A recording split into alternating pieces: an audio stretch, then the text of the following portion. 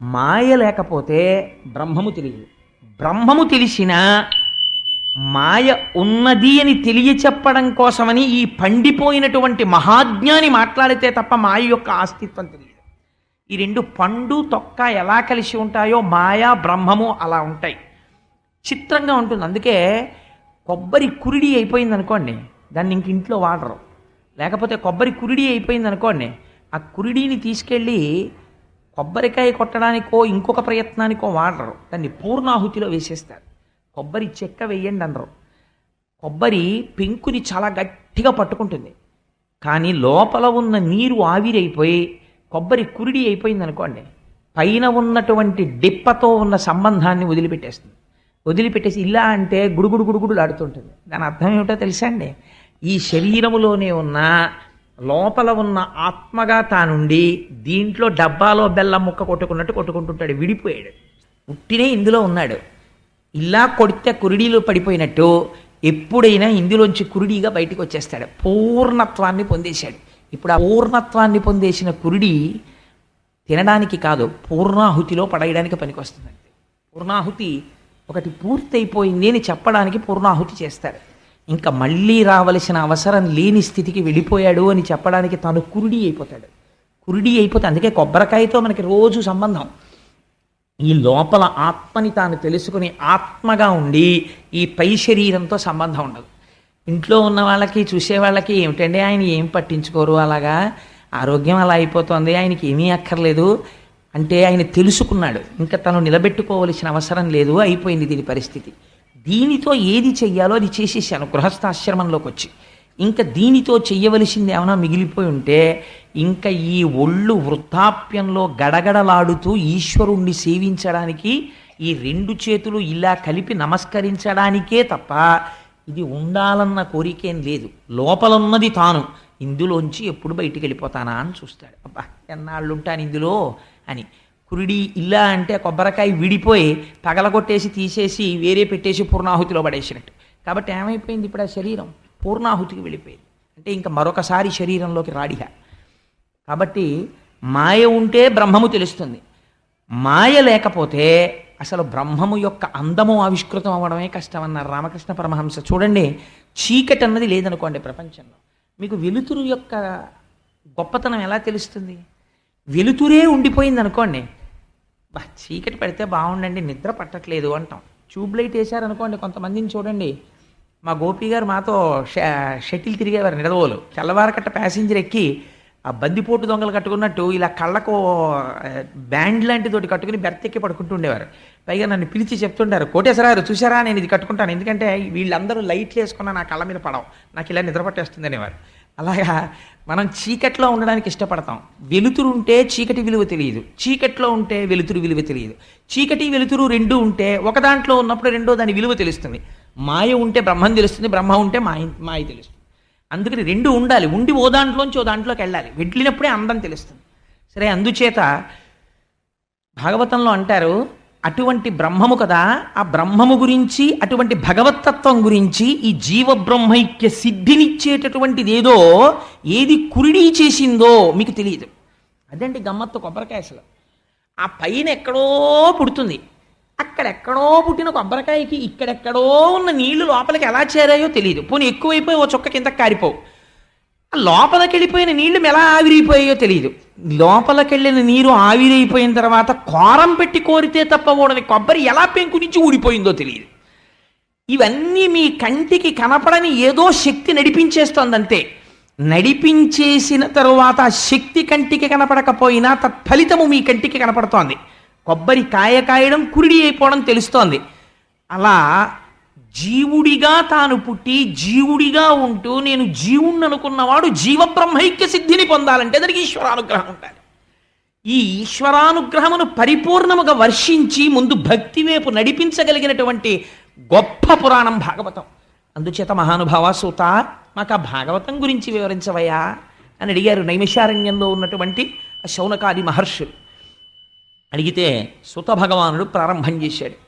ఆయన భాగవతాన్ని ప్రవచనం చేస్తూ అంటాడు, మన కంటితో చూసినప్పుడు మనకి కట్టె అనగా కాష్టము, కాష్టం అంటే కట్టె, వేరొకటి అనుకోకండి, ఒక కట్టె, ఒక పొగ మంట, మూడు కనపడతాయి వెలిగించినప్పుడు. కట్టె కనపడుతుంది, మంట కనపడుతుంది, పొగ కనపడుతుంది. ఇందులో మంట సత్వగుణం.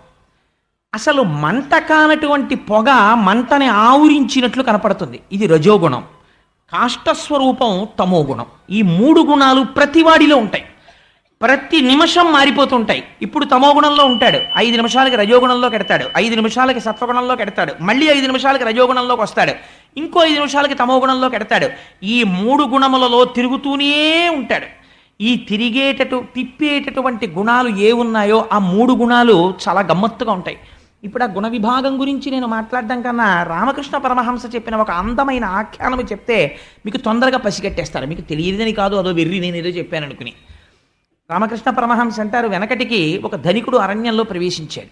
అక్కడ ఉండేటటువంటి దారి దొంగలు ఆ వచ్చినటువంటి ధనికుణ్ణి పట్టుకుని నిగ్రహించి ఆయన దగ్గర ఉన్నటువంటి ధనాన్ని దోచుకున్నారు.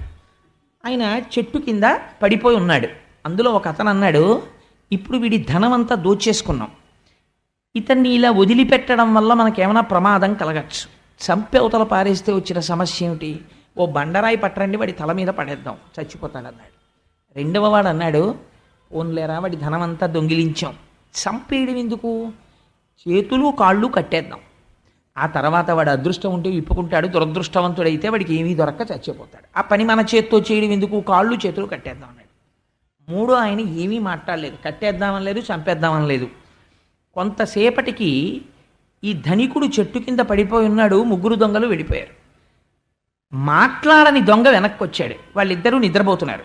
వెనక్కి వచ్చి, అయ్యా మేము మీ ధనం తీసుకోవడమే కాకుండా కట్టేశామండి, పాపం మీరు ఆకలితో ఉన్నారో దాహంతో ఉన్నారో మీ కట్లు విప్పేస్తానని కట్లు విప్పేస్తే ఆ ధనికుడు అన్నాడు, అయ్యా నా శరీరం బడలిపోయింది భయంతో, నేను మా ఊరు చేరాలి, కానీ అరణ్యంలో నాకు దారి ఎలా తెలుస్తుంది, నేను పరిభ్రమిస్తూ చచ్చిపోతానేమో, మీకు దొంగలు కాబట్టి ఎట్టించి వెళ్ళాలో తెలుసు, ఊళ్ళోకి ఎట్టెడతారో నన్ను తీసుకెళ్ళండి అన్నాడు. రండి అని చెయ్యి పట్టుకుని దగ్గరిత్రారిలో ఊరికి తీసుకెళ్ళి ఆ ఊరి రోడ్డు కనపడింది, ఆ రోడ్డు దగ్గర చూపించి మీరు ఇంటికి వెళ్ళిపోండి నేను వెళ్ళిపోతున్నానన్నాడు. మీరు రెండో కప్పు కాఫీ తాగుదురు కానన్నాడు ఆయన.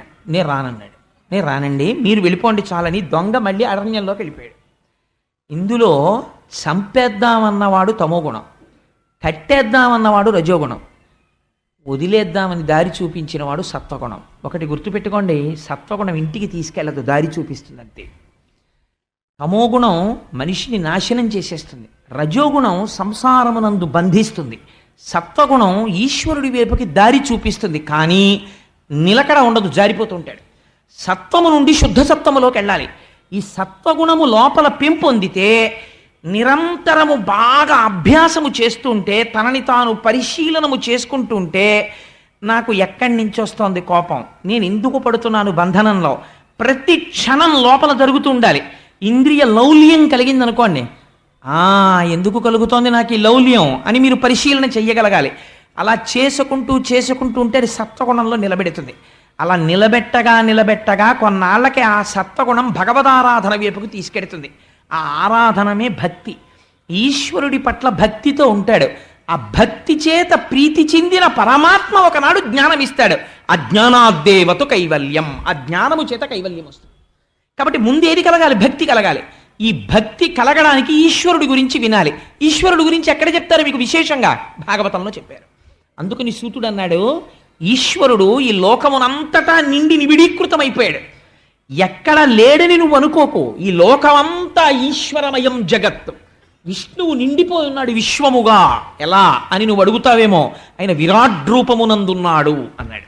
ఎలా విరాట్ రూపంలో ఉన్నాడు, 16 కళల చేత నిండిపోయి ఉన్నాడు. నువ్వు చూడగలిగితే ఏవవి, 5 జ్ఞానేంద్రియములు, 5 కర్మేంద్రియములు, మనస్సు లేదా అంతఃకరణము 11, 5 పంచభూతములు. ఈ పంచభూతములు పృథివీ ఆపస్తేజో వాయు ఆకాశములు, 5 జ్ఞానేంద్రియములు. కన్ను చూస్తోంది అంటే ఎవరు చూపిస్తున్నారండి, చూడగలిగిన శక్తికి కంటిని ఇచ్చినవాడు పరమాత్మ, వినగలిగిన శక్తి చెవికి ఇచ్చినవాడు పరమాత్మ, స్పృశించినప్పుడు తెలుసుకోగలిగిన శక్తిని చర్మములకు ఇచ్చినవాడు పరమాత్మ. ఈ జ్ఞానేంద్రియములు, ఈ కర్మేంద్రియములు నోట్లో వేసుకుంటే నోరు తినడానికి ఉపయోగిస్తుంది, మాట్లాడడానికి ఉపయోగిస్తుంది, కరచరణాదులు కదలికకు ఉపయోగిస్తాయి. అలాగే మలద్వారము మూత్రద్వారము ఒకటి శరీరములో ఉన్న శేషమును బయటికి పంపడానికి, ఒకటి ప్రత్యుత్పత్తికి ఉపయోగపడుతుంది. ఇలా 5 కర్మేంద్రియములు, 5 జ్ఞానేంద్రియములను, వీటిని శాసించగలిగిన అంతఃకరణము, బయట లోపల అండాండ పిండాండములలో ఉండేటటువంటి పంచమహాభూతములు, పృథివీ ఆపస్తేజో వాయు ఆకాశములు. దేనికి నువ్వు గర్వపడుతున్నావు? ఏది? నీవు చదువుకున్న చదువు అంతా పెట్టి 1 అంగుళము భూమి నేను పెంచాను. పూర్వం ఎన్ని వేల కిలోమీటర్ల దూరం ఈ భూమి ఉందో అంతకన్నా ఇంకొక అంగుళం నేను ఈ భూమిని పెంచాను. పెంచి చూపించు. నువ్వు పెంచలేవు.